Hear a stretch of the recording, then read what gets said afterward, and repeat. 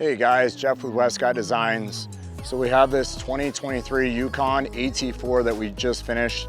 Actually, I shouldn't say we just finished it because it is missing some little trim pieces here and there, and it's missing the inner fender liners, but left the inner fender liners out for a reason because I have some stuff inside the fender that I want to share with you guys.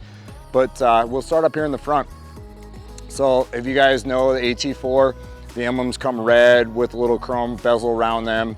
They come with a like a gray chrome piece around the front of the grille here. They come with the red hooks as it has. They comes with the black buckets as it has. These fins here as well are gray and they match the outside. So we painted these a gloss black and we left the back part satin black. We painted this color matched around the outside. We painted these gloss black where they were chrome. And then in the center here where it was red, we painted them silver. So, and that kind of ties in, the silver here is supposed to tie in with the wheel face on this truck. So just some little things, detailed things that I wanted to share with you guys, and it just kind of really separates the front on this truck. As we walk around the side here, we've got a set of Innovates. These are called G400s, one of my favorite wheels. We run them on a lot of the trucks that we build. Jason that owns Innovates out of California, and we think he makes great stuff, and like us as a small business, we like to support the small businesses that are out there. We are actually building some billet aluminum emblems to go in here to match the face of the wheel with the ball milling in the wheel and stuff like that. They're not finished yet. So I said the fender liners were left out of this, and we did. We left them out for a reason. We're making fender pullback brackets that go back here in the fender. Allows you to pull the liners back on this truck so you can accommodate these 35-inch tires that are on here. The other thing about this is this thing has American Racing long tube 1 7/8 headers down to a 3-inch collector on it. And if you look in here, you might be able to see the headers up and through here, the front of the fender. You obviously wouldn't be able to see that stuff once we get the liners put back in the truck here. So I want to share that with you. These are a set of our rock sliders. These actually are the Tacoma rock sliders. They're perfect length. We actually have to weld these onto the frame because the frames on these trucks are not straight from front to back. The frames on these trucks actually they taper back and then they taper out and then they actually drop down. So we actually build the brackets on here so we have to weld these onto the frame here. But we did these in a set of a 20-degree. They just clear the door. They look nice and tight up to the body, but they're also super functional on this as well. Our roof rack here. This roof rack, this truck actually has the premium package, which gives it the panoramic roof on it. And so to do so, we needed to build this roof rack so we could clear that panoramic roof. So we built this roof rack so it's modular. We made the roof rack so it has low bar bolt holes here and it has high ones here. So if we're gonna use that panoramic roof, we'd put all the bars up at the top here, but we don't use the panoramic roof other than the lookout. So we basically leave the bars down low. We've put a floor inserts in there. So we've really made it into a basket. The nice thing is we took this thing on a ski trip. Maybe we shared that with you, some information on gas mileage between this and the Sequoia. But the one thing about this is we were able to mount our ski rack down in there. So as we got the air to go up over the top of the car, we were able to get it to go over the skis and clear all that and actually minimize the wind noise that was created from those skis. We've designed the visor on the front of this to stay super tight across the front. It stays down tight, keeps right on the windshield on the front here. And that really is so we can keep the wind going over the vehicle, and we've matched the angle of the windshield up and over, so as the air goes across the windshield, we're able to force the air up over the top of the vehicle on this.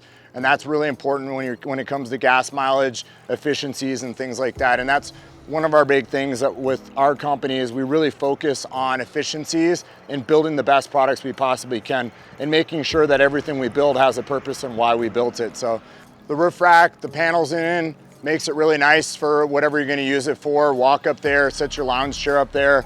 You're gonna run your drone from the roof. However, scenery shots when you're out there in the desert. One of the things I forgot to mention as we're standing here is I realized this has got our ditch light brackets in it. We're still doing testing on them. These are the rigid adapt lights on this. They weigh about 6 pounds a piece.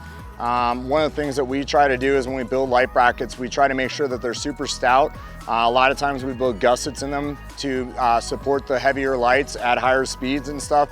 These lights here actually have GPS in them, so it's really important that we keep these lights super stable, because when the light shines out there, as you're accelerating or driving faster, it basically shines the light farther off into the distance to give you more lighting further out at those higher speeds. So we're still testing those brackets. They will be available here.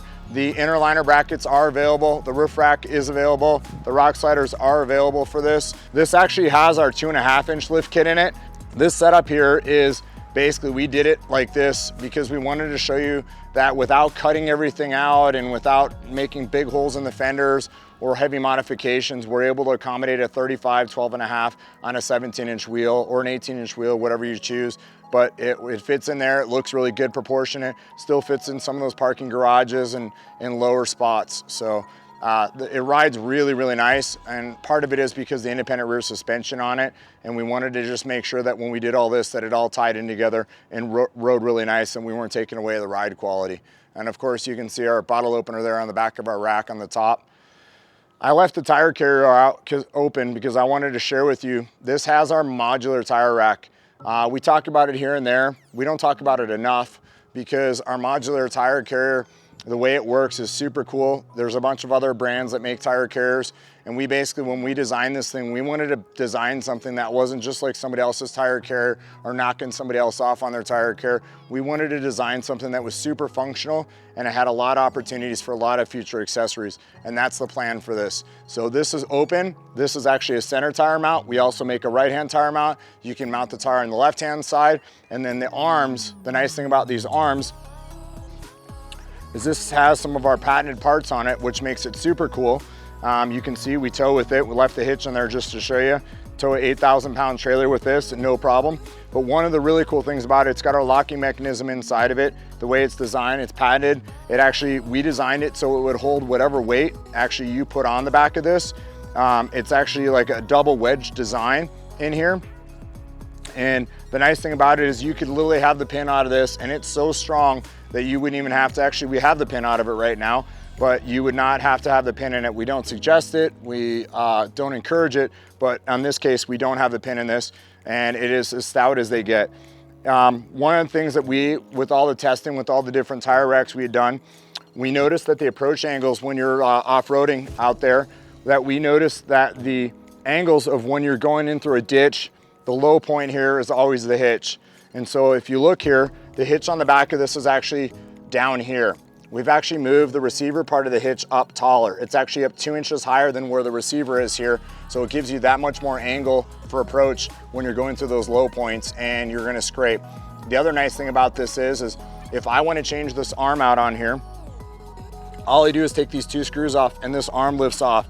If I want to put another arm on this side, I just drop the arm down on here and I put 2 screws in there, put the nuts on the back, and it's got a set screw on the top to take all the tension out of it, make sure there's no wobble. If I want to put an arm that's longer on this side or shorter on this side or not as tall on this side or taller on this side, I can configure this however I want. I can put another arm on this side, I can put a cooler over here. I can put another arm on this side, I can put a grill on there like on our other racks. So I wanted to share that with you. Really cool configuration on how this works out. It's got the MOLLE panels here. We have other insertable MOLLE panels that can go on these for other attachments. So this rack here, super cool on how all this works out. It weighs in right about 81 pounds for the whole rack.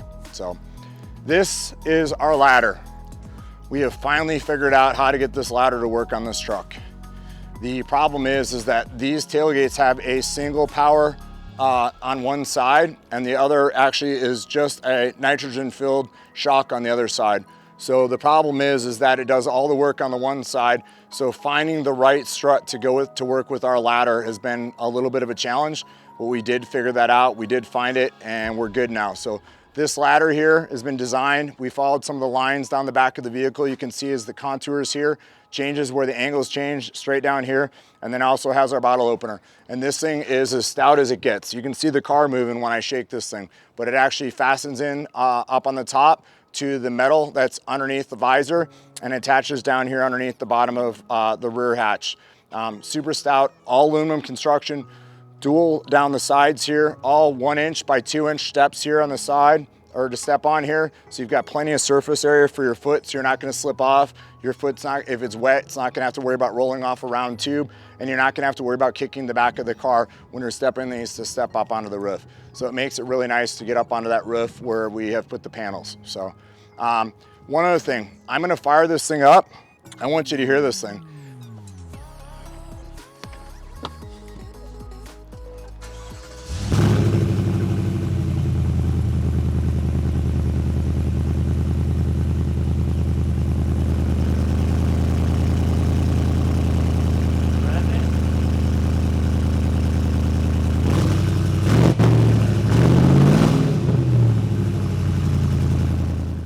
Like I said, we built full long tube headers on this, and we built full custom exhaust. It's all stainless 3-inch on this, and it's all got high flow green cats.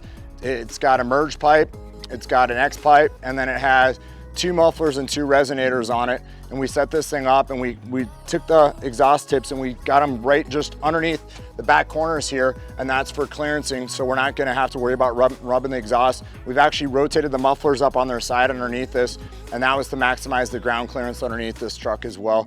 The truck sounds amazing. It's got Dynatech mufflers on it. Vibrant resonators are in the back on this as well. So now that I'm standing here, I'm realizing some more paint work that went into this. We color matched this piece here. We got rid of the GMC across the back here, where it originally said GMC, got rid of that.